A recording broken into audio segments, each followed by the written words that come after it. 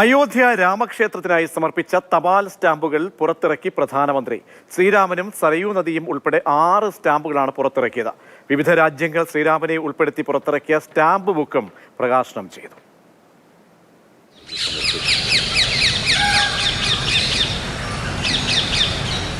ശ്രീരാമന് അന്തർദേശീയ തലത്തിൽ ലഭിക്കുന്ന സ്വീകാര്യത പ്രകടമാക്കുകയാണ് 48 പേജുള്ള ശ്രീരാമനായി സമർപ്പിച്ച സ്റ്റാമ്പ് ബുക്ക്.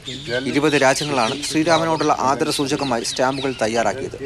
അതിനോടൊപ്പം രാമക്ഷേത്രത്തെയും അയോധ്യ പട്ടണത്തെയും ചുറ്റിപ്പറ്റി 6 തപാൽ സ്റ്റാമ്പുകളും സൂര്യൻ, സരയൂ നദി, ശില്പങ്ങൾ, ശ്രീരാമൻ, ഹനുമാൻ, ജടായു എന്നിങ്ങനെ രാമായണത്തിലെ പ്രധാന ഘടകങ്ങളെ പ്രതിനിധീകരിക്കുന്ന 6 തപാൽ സ്റ്റാമ്പുകൾ പഞ്ചഭൂതങ്ങളെയും ശേഖരത്തിൽ ഉൾപ്പെടുത്തിയിട്ടുണ്ട്. सिर्फ कागज का टुकड़ा नहीं है, ये टिकट सिर्फ कोई आर्ट वर्क नहीं है,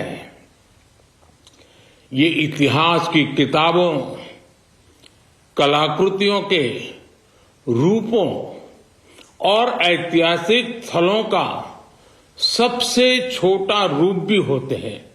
സ്റ്റാമ്പുകളിലെല്ലാം സൂര്യകിരണങ്ങളും ചതുരാകൃതിയിൽ സ്വർണ്ണ ഇലയും ഉൾപ്പെടുത്തി മിനിയേച്ചർ മോഡലിനും വലിയ ആകർഷകത നൽകിയിട്ടുണ്ട്.